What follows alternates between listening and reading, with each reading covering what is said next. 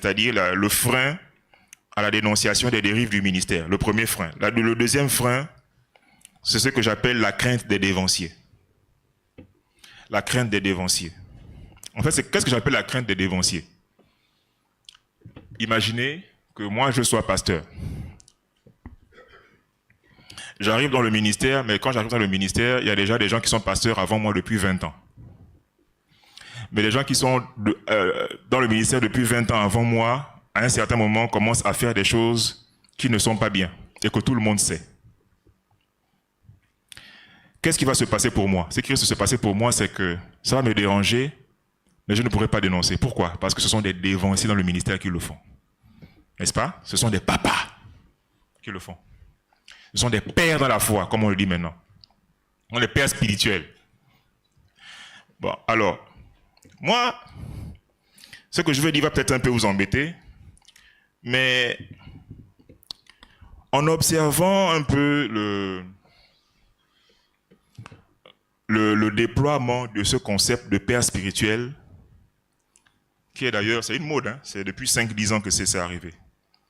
Tel maintenant est père spirituel, tout le monde maintenant est père spirituel partout. Oh, tel c'est le père de tel c'est le père de tel. Ça n'existait pas avant. Moi je crains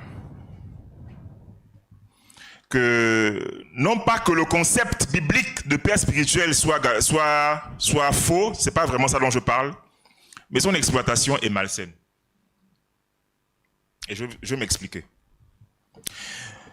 Je vais même plus loin. Je pense que l'exploitation de ce concept, l'exploitation actuelle de ce concept est démoniaque.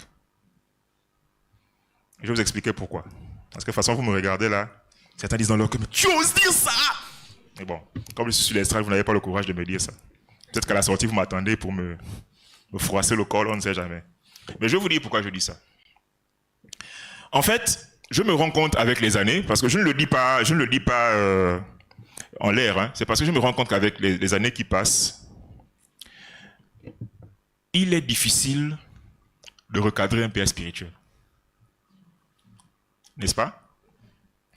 J'ai l'impression que c'est un concept qui est né pour museler tout recadrage doctrinal et prophétique. Et le but à long terme, c'est de faciliter la venue de la religion œcuménique qui sera proposée par l'Antichrist et le faux prophète. Parce que toute église dans laquelle on ne dénonce plus est une église dans laquelle on va accepter tout. Et l'une des choses qu'on va accepter, c'est la venue de la religion œcuménique, du faux prophète et de l'Antichrist. Je ne sais pas si je vous l'ai déjà dit ici une fois, mais qu'on ne s'y trompe pas. Le faux prophète, quand il viendra, souvent les gens pensent qu'on va facilement le démasquer. Pas du tout. Ce sera un homme de Dieu puissant. Vous comprenez? On est souvent, là, on est là, quelqu'un est malade. Il te dit là-bas, toi tu es malade. Et quand il bouge le doigt comme ça, tu te retrouves en l'air. Quand il fait ça, tu te retrouves là. Il plonge la main dans le corps et il te renvoie à ta place. Je ne sais pas si vous avez déjà lu comment Jésus lui-même il en parle.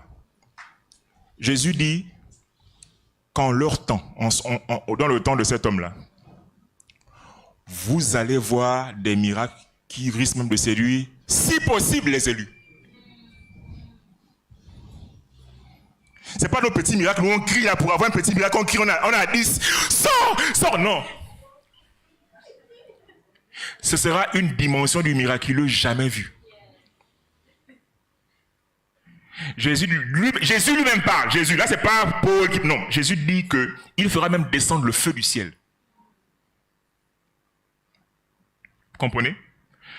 Quand cet homme de Dieu viendra, il va embarquer avec lui la plupart des grands hommes de Dieu que vous connaissez. Pourquoi? Puisque nous, on aime l'onction. Il va vous montrer c'est quoi l'onction. Pas les trucs que nous, on fait là. Et c'est Paul qui va expliquer en 2 Thessaloniciens que cet homme va exercer par la puissance de Satan en faisant des miracles. Un miracle, c'est déjà extraordinaire. Mais quand on dit miracle extraordinaire, c'est que c'est vraiment miracle des miracles. Tu as le pied coupé, il te touche, ça repousse. Vous comprenez?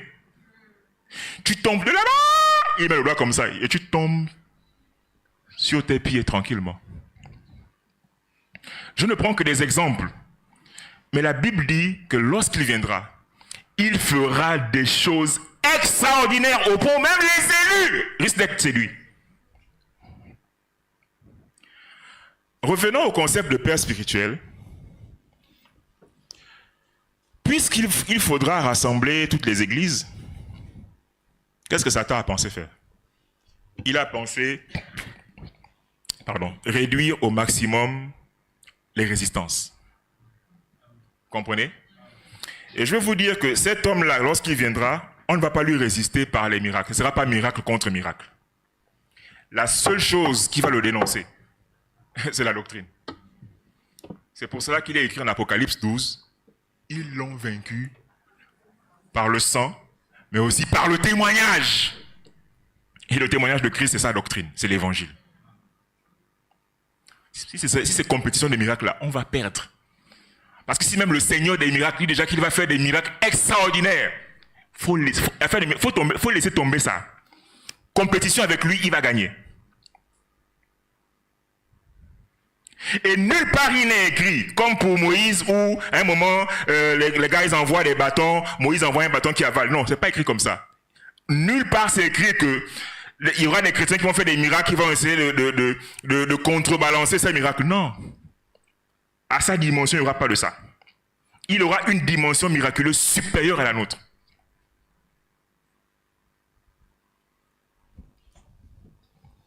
Et donc, moi je crains que ce concept-là ait été mis en place pour museler les gens. Parce que si dans l'église, plus personne ne peut être repris quand il déraille, ça veut dire que c'est la voie ouverte pour toute chose. On sera atteint comme d'un sida spirituel. On n'aura plus de système immunitaire.